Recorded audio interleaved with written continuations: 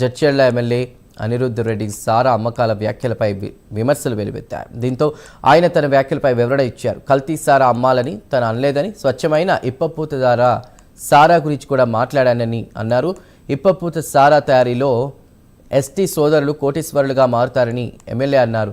రాలిపోయిన ఇప్ప పువ్వును కోట్లుగా మార్చాలని, ఇప్ప పువ్వుకు 5,000 సంవత్సరాల చరిత్ర ఉందని తెలిపారు.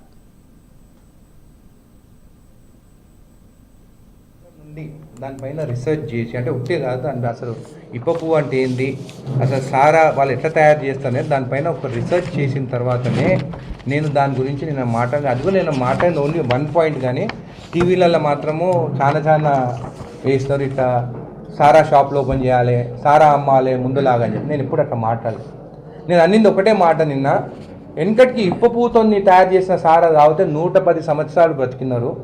ఇప్పుడు వచ్చే కల్తీ చీపు లిక్కర్ ఏదైతే వస్తుందో దాన్ని తాగితే 60 ఏళ్ళకే చనిపోతున్నారు. దాని గురించి బాగా రీసెర్చ్ చేస్తాను, అసెంబ్లీలో ఖచ్చితంగా మాట్లాడతానని చెప్పి మేము తెలియజేస్తాం. దీనికి ఒక రీసెర్చ్ ఉంటే కాదు, దాన్ని బాగా స్టడీ చేసే నేను దాని గురించి అడ్వాంటేజెస్ డిసడ్వాంటేజెస్, నా కాన్సెప్ట్ ఒకటే, మా ఎస్టీ సోదరులు కోటీశ్వరులు కావాలి. ఈ కాన్సెప్ట్ నేను అసెంబ్లీలో మాట్లాడినప్పుడు, దీని సబ్జెక్ట్ గురించి ఎక్కువ నేను ఇప్పుడు చెప్పాను, అసెంబ్లీలో ఖచ్చితంగా మాట్లాడతాను. దీనికి బెనిఫిట్స్ మాట్లాడతాను, అడ్వాంటేజెస్ మాట్లాడతాను, డిసడ్వాంటేజెస్ కూడా మాట్లాడతాను. అంటే దీనివల్ల లాభం ఏంది, నష్టం ఏంది అనేది కూడా.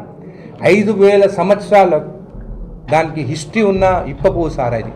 5,000 ఇయర్స్కి దీనికి చరిత్ర ఉన్నది. గ్రంథాలలో కూడా దీని గురించి రాసినారు, దీని సబ్జెక్ట్ గురించి.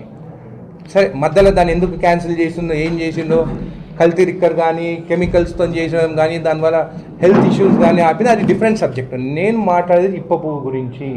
గత 2 నెలల నుండి దానిపైన రీసెర్చ్ చేసి, అంటే ఒకటే కాదు, అంటే అసలు